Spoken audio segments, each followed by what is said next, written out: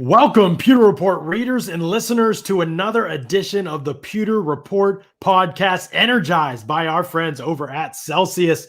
I am John Ledyard of pewterreport.com. Along with me today, a very special guest. You hear me often reference his tweets and his breakdowns. I've written full articles based on this guy's thoughts and opinions because that's how much I think of his thoughts and opinions. We've worked together in the past. We've done video breakdowns before together. We DM frequently to discuss players and plays and scheme and coaches. And he is one of the people in this business that I truly could not say enough positive things about. Brandon Thorn on Twitter at Brandon Thorn NFL, right? That's the new one.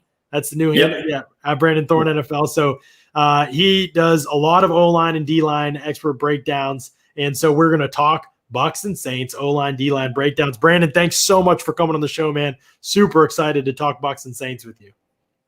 Absolutely, man. It's a pleasure to be here. I'm excited about what you're doing, and I'm excited about this matchup. So it's really cool to talk about with you. Yeah, that's great. I mean, it's one of those matchups, man, that on paper you get thrilled about because the individual matchups and kind of the best players on both sides seem to be kind of destined to meet in this game for a ton of snaps. And so there will be a lot for us to kind of sift through and break through on this podcast in individual matchups on both sides, when the Saints have the ball and when the Bucs have the ball. And we're going to break it all down. It's going to be a lot of fun, and it's all brought to you by our friends at Celsius.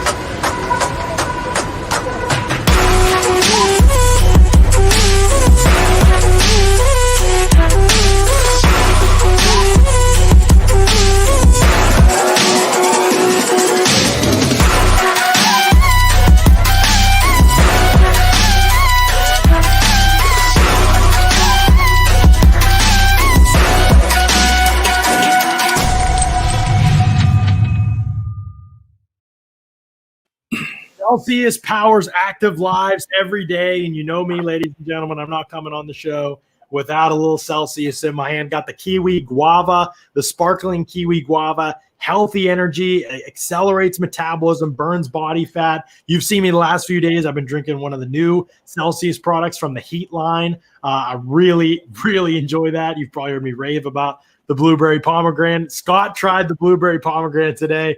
He texted me all caps, "This is out of this world." Like he was pumped about the blueberry pomegranate. So I'm telling you, check out Celsius. They're great energy drinks. And what's great about them is you don't get the crash that you get from other energy drinks. And you're not getting any of the unhealthy stuff either. You know, that's what I love about it. I'm kind of, and I know, Brandon, you're kind of that way too. Like we like to work out and take care of our bodies. And we're kind of a little bit, not health nuts maybe, but like we're conscious of those things. And so when you have a drink like Celsius that gives you the energy and the boost you need, but doesn't sacrifice your health in the process, man, it is exciting. And for me, you know, I don't drink coffee. Like I don't drink any of that kind of stuff. I don't drink energy drinks really, honestly, until Celsius.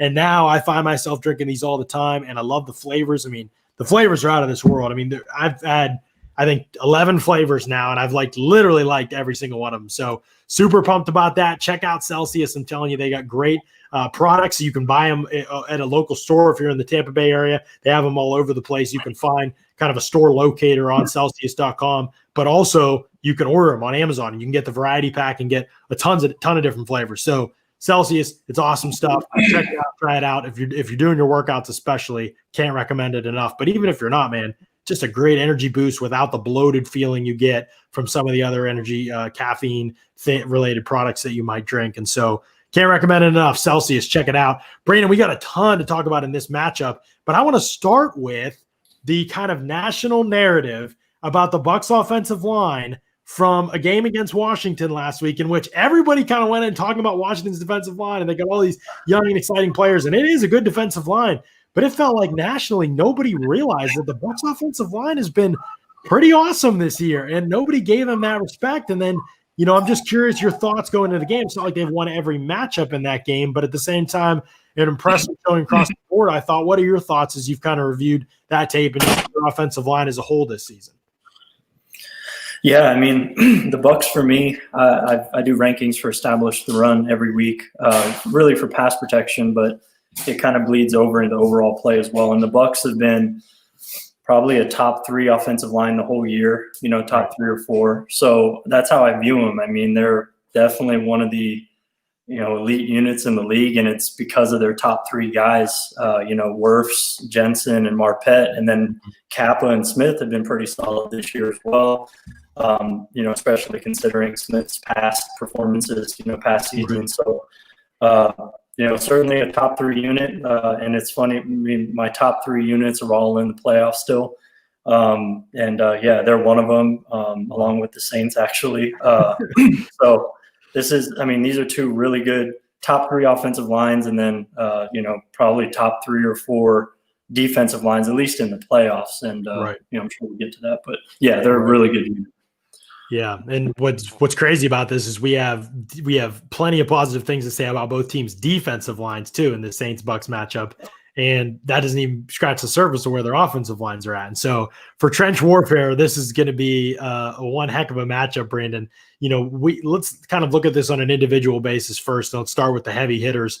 For the Bucs, Tristan Wirfs has been unbelievable as a rookie, allowed 1 sack to Khalil Mack, and even that, wasn't like the worst rep of the year or anything. He has just been everything you could have hoped for and more for a rookie. He looks like one of the true rising stars in today's league. And then you've got one of the greats and one of the underrated greats of the last decade in Cam Jordan, who he's going to go up against. This matchup's already occurred twice, and so you've seen it. You've broken down the reps of this matchup. How do you feel like it's gone the first 2 times they've played? And what do you think kind of are the big points in this? Does somebody need to try something else or do something else or adjust something for this matchup in order to be successful? Yeah, Wirfs just needs to keep doing what he was doing the first 2 matchups. This is a really good matchup for him. I think if somebody's going to give him trouble, I think probably this year is maybe like somebody like Bosa. And, Jordan this year hasn't been his best year. I think even the prior year and the year before that, it seems like he's kind of gradually on a downward curve. Still certainly a good player, and he could obviously go off against anybody. Still, he still has that level of capability. But I think that Wirfs this year has handled him as well as you can expect anybody to handle him. Right. And he's really taken it to him as well. It's not like he's just, kind of creating stalemates, which would be a good thing. And he's done that, but he's also turned the tides on him and put him on his back a couple times and pushed him around even. Yeah. So, I think Wirfs, certainly has the upper hand in this matchup, and it's crazy to be that confident in a rookie. That's wild. But, based on the first 2 matchups, I'm looking at some film of him right now against Jordan. It's just like his play strength, his ability to anchor, his hand usage and placement, and then how heavy his hands are. He's getting to his spot consistently. He's not really – he's just so fundamentally sound this season, and I think we've seen 2 of his better performances this year against Jordan. And Jordan is a pro's pro, and I'm sure he's studied, and he's going to try something different. But going in, I lean Wirfs in this one. Wow, it's crazy because I am fully aware of your affinity for Cam Jordan over the years, and so I know for you to say that Wirfs has to be playing at a truly special level. You've been doing this a long time. As you watch guys coming in the NFL, is there a guy, and I know I'm kind of putting you on the spot here, but is there a guy that you've seen come from college ball to the NFL as smoothly and as dominantly as Tristan Wirfs has at either offensive tackle spot, I guess? Man, at a tackle spot, I can't think of anybody off the top of my head.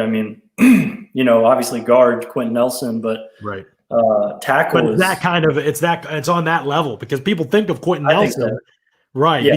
But Quentin Nelson came out and everybody was like, he's the best offensive lineman in the draft. He's probably the best player in the draft, but he's a guard, so he might go in 6 or 7 or wherever he went. But everybody kind of expected Quentin Nelson to come and be a dominant player early on. It doesn't make it any less amazing that he was. But Tristan Wirfs was kind of like, he's at 1 through 4. He's somewhere in, he's going to be good, but will it take a while? And no one saw him being like equivalent with Nelson. I think if you'd have said that pre-draft, people would have laughed, but that's kind of what you've seen, right? Yeah, I think so. I can't, even like Ronnie Stanley, Laramie Tunsil, that class, they weren't, I don't think, this good, this fast. And as far as other tackles that have came out recently, Ramczyk was really good right away, but gosh, I don't think he was quite like this even, especially in pass protection. And the thing about it too with Wirfs, he's had elite competition. You know, we've seen him against the best of the best several times this year. And I think that's what really puts it over the edge for me to be so confident in him, because that's huge for me when I'm evaluating line play. I look at matchup and, level of competition. And if you're going against very good and elite guys and you're performing at this level, then, you're pretty much, I think you're legit. There's nothing else for you to prove. I mean, because you've done it against Khalil Mack, Joey Bosa, Cam Jordan, and he's done it, against other guys as well. Those ones stick out to me. But I think he's certainly worthy of being mentioned in that Quentin Nelson tier as a rookie, at least. We'll see if he can string it together like Quentin has. But for year one, I mean, it's certainly been at that level, in my opinion. I had him as a first-team All-Pro, so. Right. Yeah, it doesn't get much better than that, man. To do that as a rookie is pretty rare, and so it is crazy. I mean, as much as I say, nobody, people didn't expect him to be Nelson. Nobody expected him to be there at 13 or 4. They traded up a spot to 13 to get him, but nobody expected him to be at that point in the draft either. And someday on this podcast, we'll get into some of the why I believe Tristan Wirfs fell to even that point in the draft. I think it's interesting stuff. Some of it's a little bit sad and a little bit of a tendency, revealing to some tendencies in the NFL and their draft strategies and how they evaluate, especially that position group. But we'll save that for another time. Maybe we'll have you back on to discuss and talk about some of that stuff with the Tristan Wirfs and where he went in the draft and stuff, because I think it's a fascinating side conversation. But in this game, you've got kind of matchups across this offensive line, and we're going to get to Aaron Stinney, who's obviously stepping in for Alex Kappa. But the other one, I want to move to the other kind of elite on elite matchup, and I'm going to be honest with you. I thought David Onyemata coming out of college was one of the most promising players. And so I gave him like this. I mean, he was coming from Canada, so I hardly had any tape on him. I watched what tape I had, and I was like, this guy is so talented. I mean, I really thought he was like, I wish I could see him against better players. So I kind of hesitantly gave him like my highest fourth round grade. And this was years ago. I don't even think I had a numerical scale when he came out, and it kind of worked its way up. And now he's truly this year. I mean, his games against the Bucs, at least, I've seen a couple of his other games too, but he has been unbelievable. I know this game was against Joe Haig, but that's what you want. I mean, he tossed Joe Haig around like the whole. He changed the first quarter of that game, which was obviously a pivotal first quarter. He changed it with the way that he played. Now he gets to go up against Ali Marpet. Just curious what you've seen from Onyemata, what you've seen from Marpet, and how you feel like that matchup plays out on Sunday. Yeah, I mean, Onyemata, you were on him earlier than I was. I first got wind of him in 2017 when I watched every defensive tackle from Bleacher Report, and I had never seen this guy before, and I was just so impressed by him, and he's only built on that since. I mean, the thing about Onyemata, he's obviously just a powerful guy. When you watch him on tape, I think that's the thing that stands out most. His competitive toughness is very high as well. He won't back down from anybody. He's just going to keep coming all game long. He's aggressive, physical. He has a hump move, as a nice counter, a bull rush, and his hands have developed even more than that as well. He could do a couple other things. So, I mean, this is going to be a great matchup for Ali Marpet. I mean, just like last week against John Allen, I mean, kind of a similar type of guy, just extremely powerful, and Marpet's anchor is going to get tested early and often in this game. And, last week I thought Marpet played pretty well, but, him and Allen were just like heavyweight fighters, literally just trading blows the whole game. I mean, it was just crazy. I mentioned I can't imagine how sore, like Marpet was after that game, because it was just so physical. And then this week, I think it's going to be a similar story. So, I mean, I give Marpet the edge in this one as well, but I mean, I wouldn't be surprised to see him lose, a couple reps when you're going against this level of competition at this point in the season. That usually happens. So Marpet, his Marpet's strength and his grip strength and his anchor and his ability to get on it quickly and latch into their frame and just kind of strain and sustain that is second to none. So it's like a strength on a strength type matchup here. So that's the second best matchup. We're almost on par with the right tackle matchup with Cam Jordan, Wirfs and Jordan. I think these two matchups are, by far the best in the game. Oh yeah, for sure. I mean, You said it with Marpet. You and I talked about it over the summer. I remember, because I've seen Marpet, but I was studying everybody like closely before the season, from 2019 tape.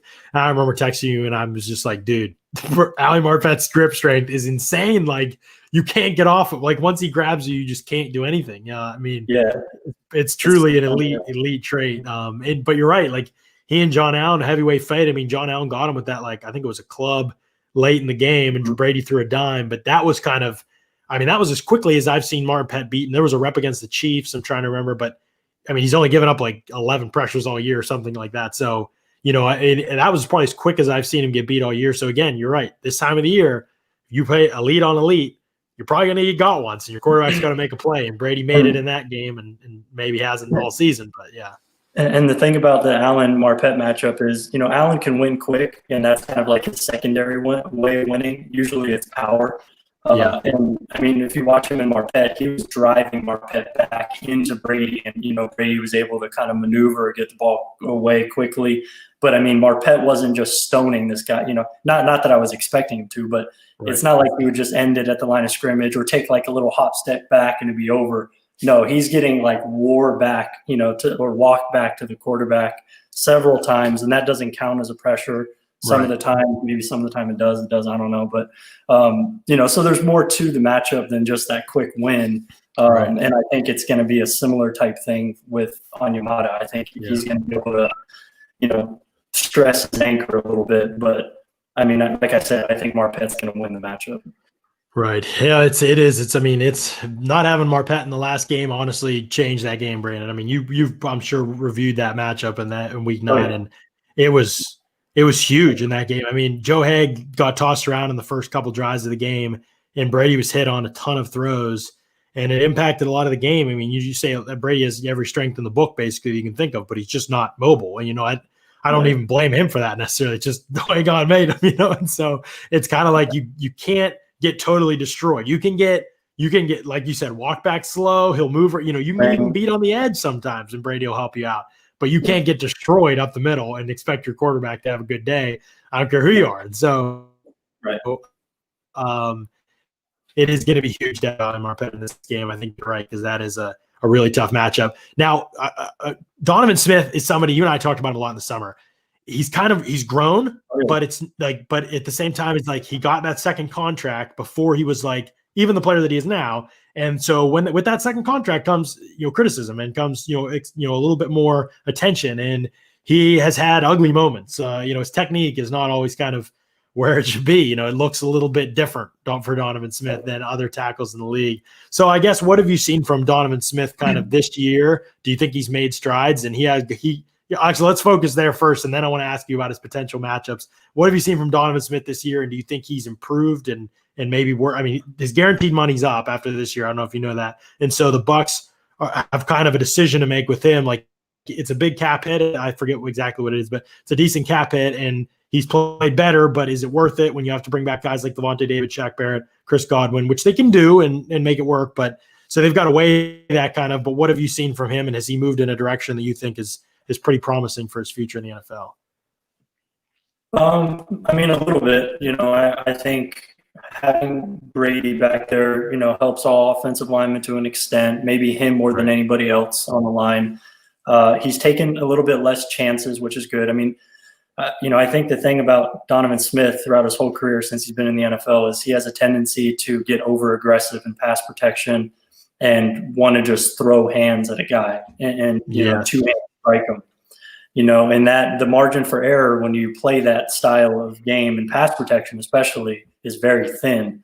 So, and he's gotten beat clean, many times over the course of his career because of that, aggressive nature that he plays with. It's very, risky, really. So he's I thought brought that back in a little bit, kind of reeled it in a little bit this year, but he still has moments where, he feels like he can just go and just snatch a guy and he misses, and then he creates a soft, outside shoulder and just a, quick corner for a guy, because if you miss with that outside hand, I know some people say if you miss with your outside hand as a pass protector, it's death, because it's over, at that point, especially if you're really swinging it at a guy and it's not just kind of like a grab. He's really like a puncher, so, right. That's risky, and guys with speed are able to really take advantage of that. And, we could segue into the matchups because he's not going to see a whole lot of speed, but so it'll be interesting. Right. And his matchups are fascinating. And Scott and I touched on this a little bit yesterday on the podcast.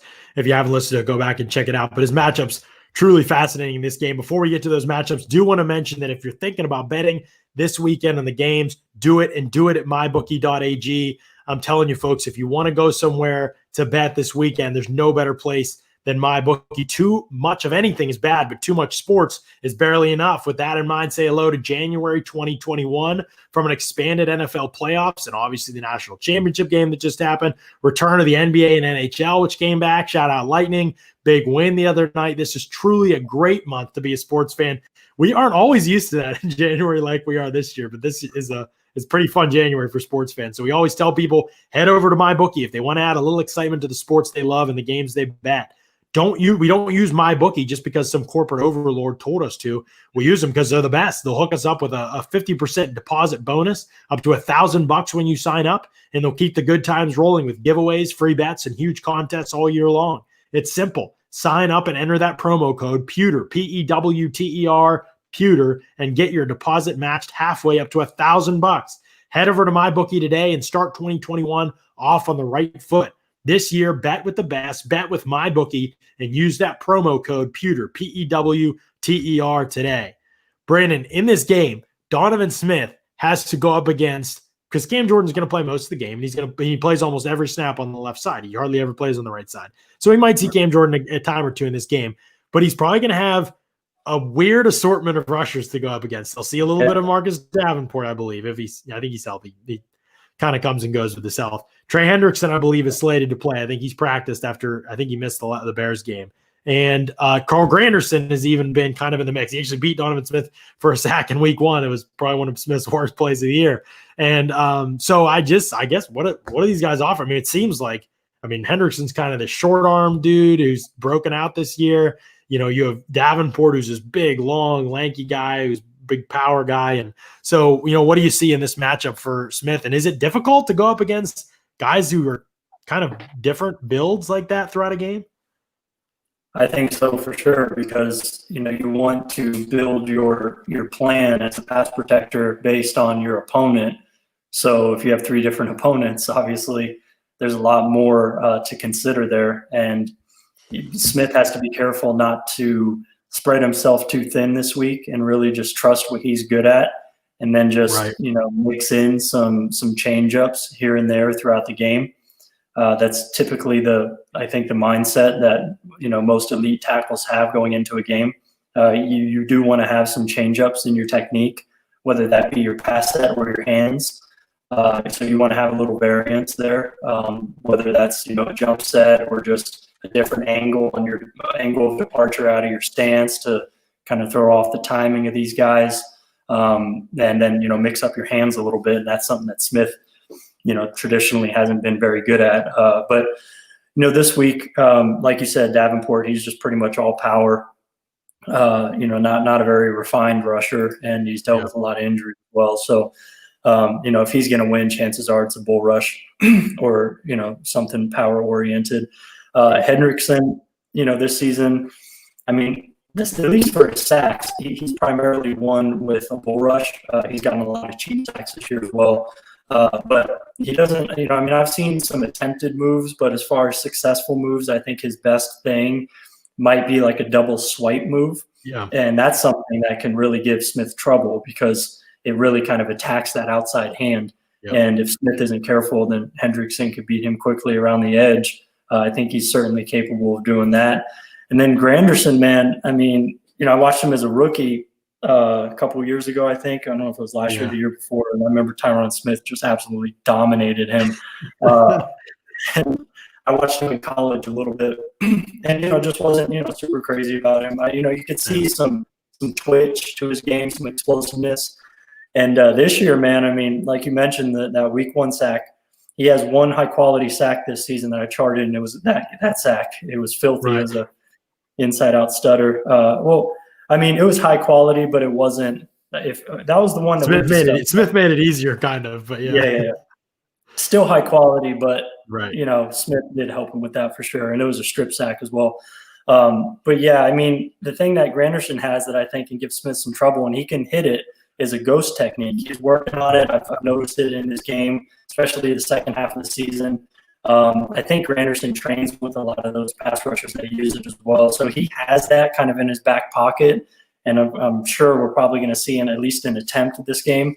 So that's a move to watch out for that he's kind of working on as well. So Smith has to be, on point and on his game, in this matchup, because I think any of these three guys can beat him, especially Hendrickson and Granderson. Those are the two guys that I would look at as, possibly making a big play in this game. Interesting. Consider Davenport's the guy out of all those that they gave spent 2 first-round picks on. That the other two are actually a little more dangerous than I don't disagree with you. Smith does pretty well against straight power.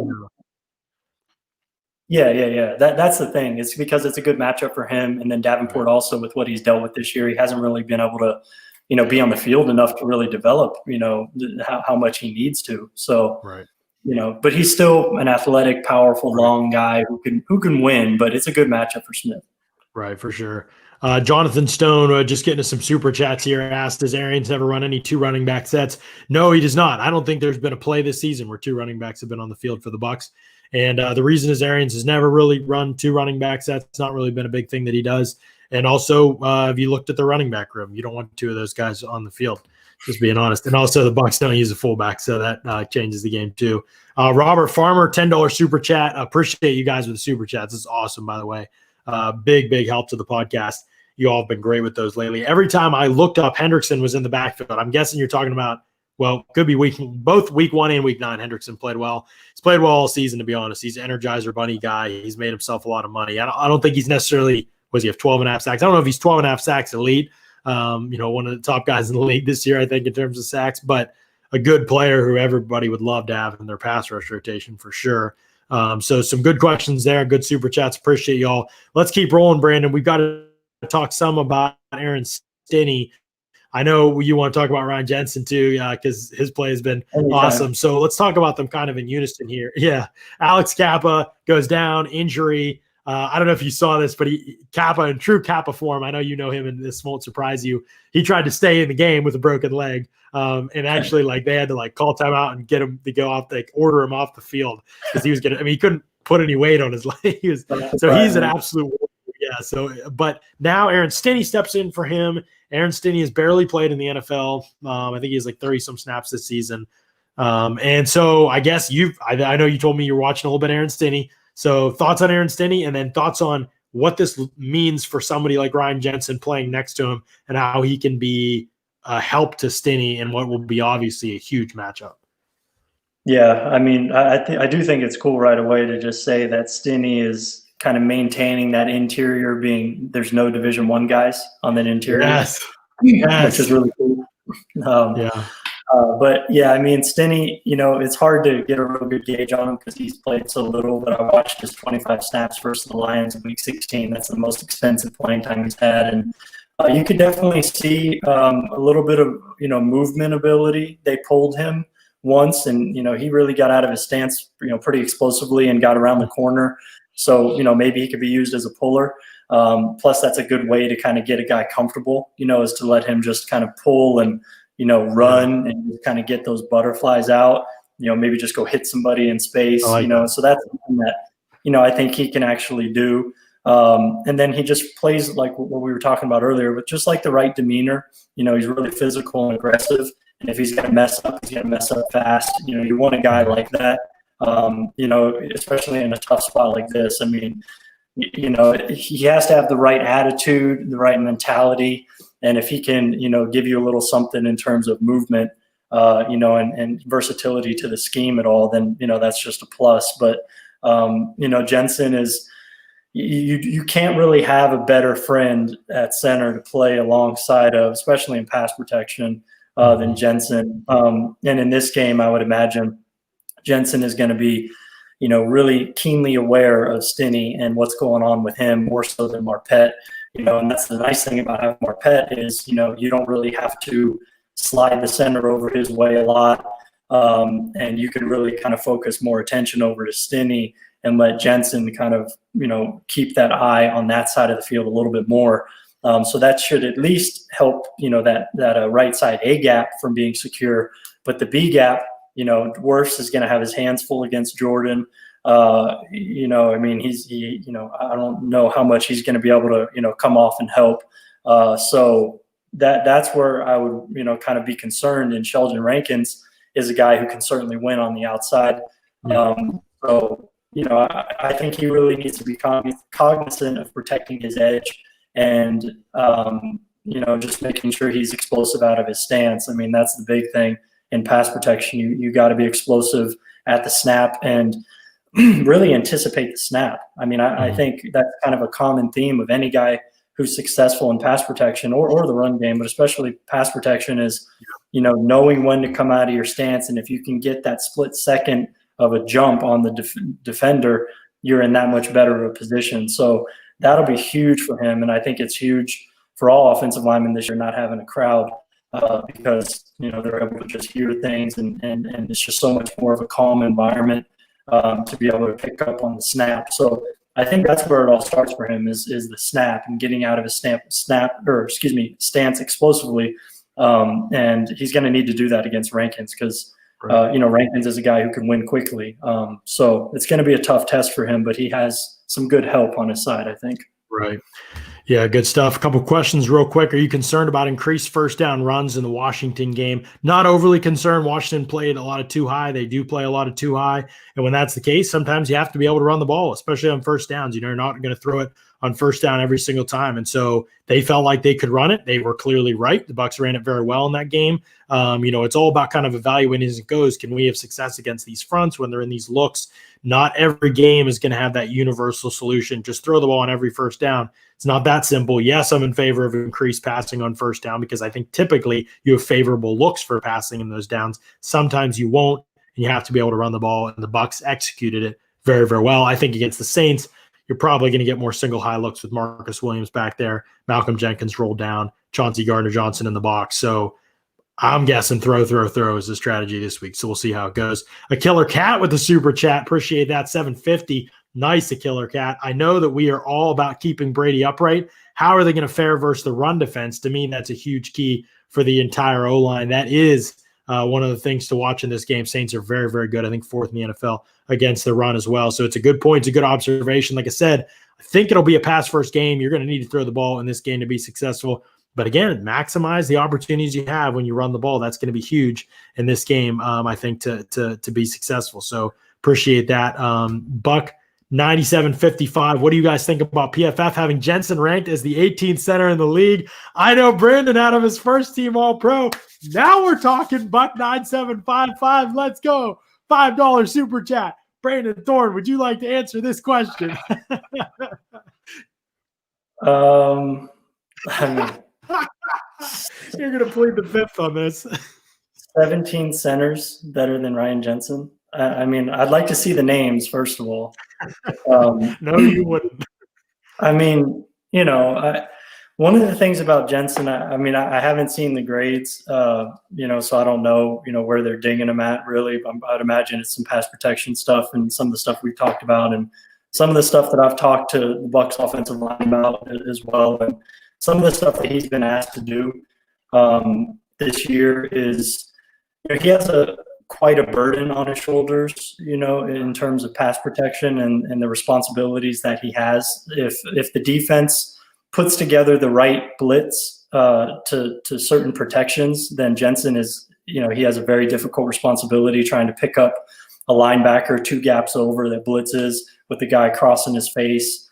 Just stuff that Falcons, by the way, people remember that early sack for the Falcons in the first meeting when Brady was sacked by Deion Jones. Kind of an example of what Brandon's talking about. Yeah, you can go back and watch that. And, technically it's on Jensen and he gets dinged for that. I think in his own room as well. But just in the context of all the centers and what they're asked to do in pass protection, he has, I think, more responsibility than most. So that's something that I'm not sure is considered in the grades. And then I think a huge thing that Jensen does that is not accounted for in grades as well is just his presence and what that does to prevent a lot of pressure from even happening or even being attempted in those A gaps when he's free and uncovered. I mean, if you watch him compared and you try to, put him in the same position as other centers around the league where they're both uncovered, and then you see sort of what is, the amount of loopers and defensive ends and linebackers that are coming inside, guys that are spinning inside. Guys just don't really do that against Jensen a whole lot, and if they do, they're going to get thumped, that's just kind of one of the many little things that Jensen does that isn't really easy to pick up if you're just looking at, did he do this, or if you're trying to grade his responsibility on a play, you're not accounting for what the impact that he's having on the defense and all the things that aren't happening because Jensen's on the field. So he's just one of those guys that's underappreciated. Usually I think maybe last year they had him better from what I remember. Yeah, they had him high last year. Yeah, I agree with you. Yeah, go ahead. Yeah, no, that's pretty much it. I mean, I think he could do also other things as well, that you see flashes of, like getting out in space. I mean, I wish the Bucs used him more like that because Jensen, I mean, if you watch him in Baltimore, he was just this athletic, crazy dude running around, flying up to the second and third levels. I mean, he's a really good run blocker in space. And, he does it here and there, but not as much as I think he should. Right. Yeah. A lot of duo and the guards climbing or, something like that. And so it's been, you're right. Their thing. I mean, the Bucs' lack of a screen game they just have not had a running back screen game all season, and they finally hit one. And who's out there, 30 yards down the field throwing a great block? Ryan Jensen, and Ali Marpet. And so again, you're right. You have not been able to see that part of their game this season because the Bucs screen game has been so unbelievably bad to running backs. They really haven't even hit one all year until last week against Washington. So you're right. There's a lot of stuff he can do that the fans haven't even really seen this year. And also, as much as I do like a lot of things about Pro Football Focus, people hear me mention them a lot. But what I always say, the grades, like they don't take everything into context. Like Brandon's talking about, they don't take who the opponent is in the context, how difficult of assignment it is in the context. For a corner, for example, Carlton Davis, I mean, you could put his assignments up against anybody in the league in terms of who he has to cover in man coverage. He never gets safety help because they play single high all the time. And so he is truly on an island in a technique, in an off a coverage situation that is not to his strengths. I mean, you can pretty much everything that's difficult for Carlton Davis, they've made his position about as hard as it possibly can be in this defense. And so that's why when you see me talking him up, but you see his PFF grades kind of average, they don't take those things into context when they grade. And I think they're really, really important. And that's the same with Jensen and what Brandon's talking about with his role there. So yeah, lots to think about from those perspectives, but Jensen a stud. I actually think one of the things that PFF dings him for is his snaps. I think that's part, but he's had a ton of off target snaps this year. We don't even recognize him, until we're going back and watching the game because Brady catches every single one. So he's just kind of had a lot low ones or off to the left. They've pulled left a lot this year, less as the year's gone on, but anyway, there's a lot that goes into it, and I don't know if Jensen even has control over all that. Sometimes it has to do with where you're stepping after the snap and stuff. But I know we got to get you out of here, Brandon, and I don't want to keep you too long. But defensive line we did a great job of talking about Bucs O-line, Saints D-line, but I want to talk about the other side of the ball and the Bucs defensive line against the Saints elite, as you mentioned, offensive line too. But first, I need to talk about our friends over at Briar Greaves. What a year for the insurance world. Record number of named storms, more than 30 storms, flooding in addition to wildfires, not to mention the pandemic. With the commercial property and homeowners insurance rates increasing across the industry due to these catastrophes, Briar Greaves Agency has numerous carriers and options to help new and existing clients affected by these increases. Although these catastrophes have caused billions in losses, water damage from pipes breaking, washing machines, ice maker hoses leaking, water heaters bursting are still one of the number one claims for homeowners. Briar will examine existing policies to make sure you have the correct coverages, not just the best pricing. Personal and commercial auto insurance is another line of business that Briar Greaves Insurance can help with shopping through carriers such as Progressive, MetLife, Safeco, Allstate, to name just a few. Life insurance is being purchased at a record-breaking amount due to individuals thinking about the future of their families more and more because of the pandemic. If in good health, medical exams can usually be waived as a requirement and accelerate the life insurance purchase to protect families. The folks at Briargreaves Insurance are big fans of the Buccaneers and proud sponsors of Pewter Report podcast on pewterreport.com. Visit briargreavesinsurance.com or call 813-876-4166. That's 813-876-4166 today. Brandon, man, we got a heck of a matchup here with the Bucs defensive line trying as much as they can to get to Drew Brees. It is a tall task. He is the least pressured quarterback in the NFL out of people who've played percentage-wise, out of guys who've played. I think it's double-digit games or something like that. But anyway, of all the people you would consider starting quarterbacks in the NFL this season, he's the least pressured. He's one of the least sacked. This offensive line, it's been part of it's the offensive line, part of it's how quick they get the ball out. What is the answer here? How do you scout pass rushers all the time? And this is more of a general, how do they do it question rather than a, how's this individual match up with this guy? I think we know Shaq Barrett and Jason Pierre-Paul. We've seen them against Teron Armstead and Ryan Ramczyk enough to know they probably aren't going to win those matchups the vast majority of the time. They haven't really been able to do that against the Saints. And so how do they do it? How do you create pressure against a guy like Drew Brees, who's terrific against the blitz, who's terrific under pressure, despite not being mobile? Like, what's the answer here for how you get this done? I think it's through the middle. It's through the interior over the guards. Cesar Ruiz had a rough outing last week against Akeem Hicks. Now, granted, it's Akeem Hicks, but Cesar Ruiz has been up and down this season as a rookie. He's the right guard, right? Is he the right guard? Right guard, yeah. Rookie out of Michigan, first-round pick. But, yeah, I mean, I think Sue has a pretty significant advantage over him. Now, he's not on Hicks's level right now, anymore, I don't think. But as far as like the craftiness of the position, Sue is outstanding as far as like setting up stunts. And, I think that's one of the best things he does. And I think he's going to have the upper hand in that matchup. That's a pretty big mismatch, in my opinion. And then, going over to the left guard spot, Andrews Pete, he's kind of had an up and down years, more so than he usually has, in my opinion. I thought this season was one of the worst seasons I've seen, if not the worst that I've seen him play. So, I mean, the guard spots are, they're kind of ripe for the taking. I mean, I think Golston is going to be able to give Pete, some trouble. I think if you put JPP in the middle or, slide him inside, over, as a 3 technique, he can give him some trouble. Same with Ruiz as well. JPP, this year, I think he's had a very impressive year. Considering his age and how many snaps he's played, 8 of the snaps at 32 years old. How many fingers he has. Dude, considering what he's been through. Right. And at his age and the amount of snaps that he's playing, he had 9 sacks, I think 4 high-quality sacks, and some just really, really high-quality pass rushes that he's had this year. So I think he can definitely make some noise in this game against Ruiz, Pete. Probably not going to happen against Armstead or Ramczyk, like we said. But if you're going to get pressure on the Saints, I think those 2 guard spots, the Bucs have a few different options here to get some pressure. Right.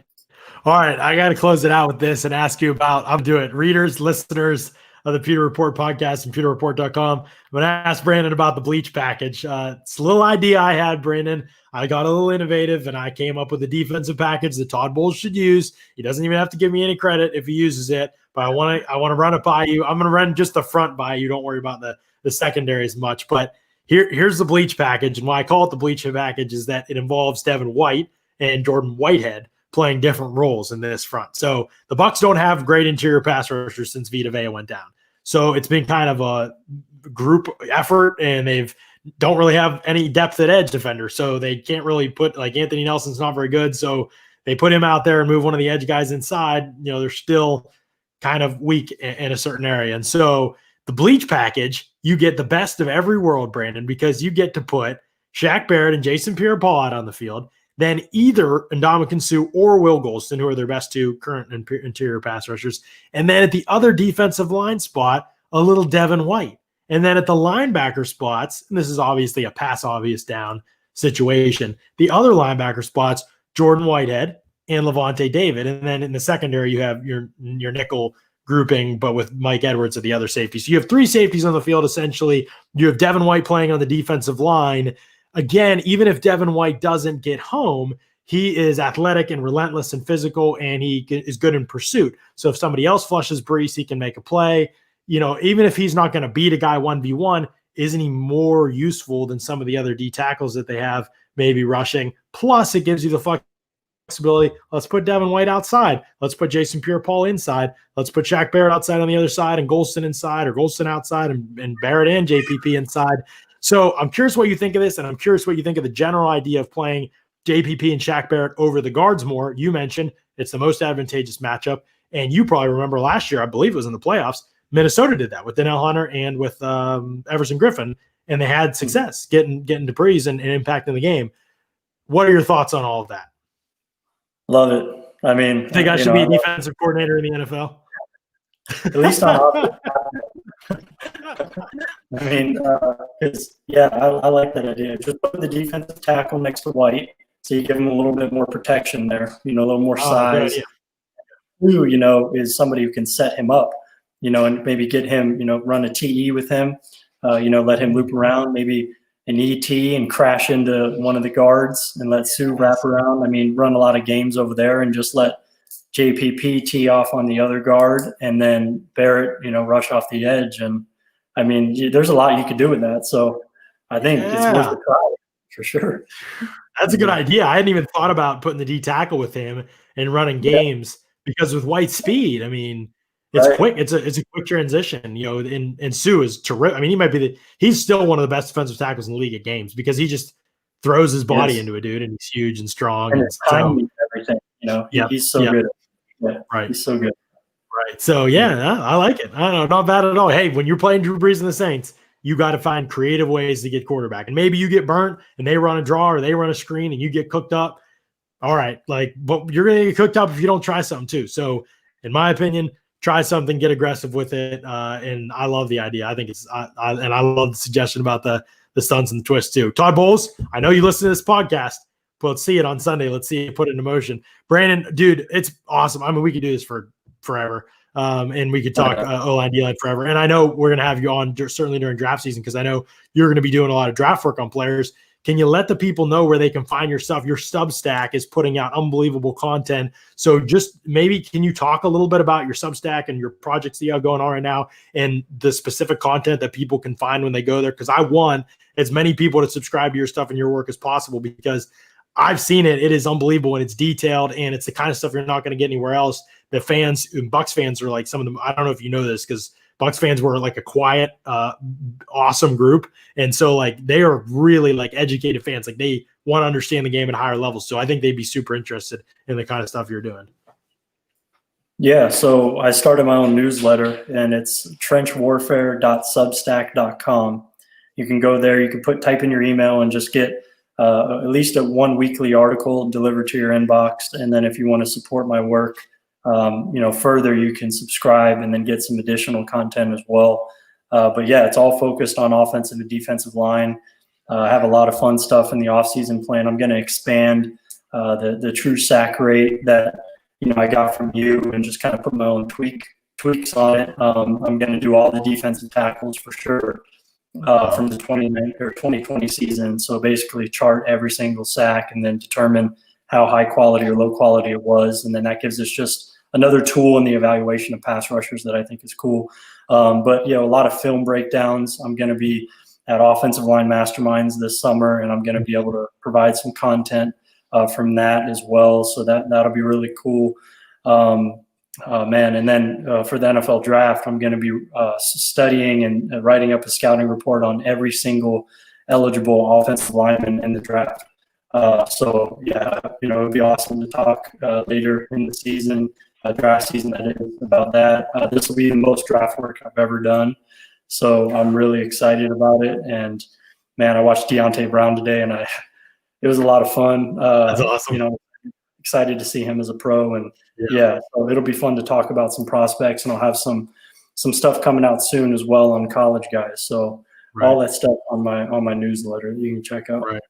Yeah, that'll be huge because it's a possibility, with Ryan Jensen's contract and Donovan Smith's contract, if they needed to move money around. I don't think Jensen's going anywhere, but just possibilities, that one of those guys might be gone and they're looking for a starter at that position, maybe even in the draft. And so, we don't know anything yet, just throwing out possibilities, but having you on to talk about those guys would be clutch, especially because at the very least, they're going to need to look for O-line depth. I mean, they just don't have much depth, especially with A.Q. Shipley having the career-ending injury. They haven't had much O-line depth. So hopefully Aaron Stinney can prove that he's one of those guys this Sunday. Going to be a lot to watch in that game. But Brandon, man, I appreciate so much you giving us your time, your insights, your energy on this podcast, man. It means a lot to me and to the fans.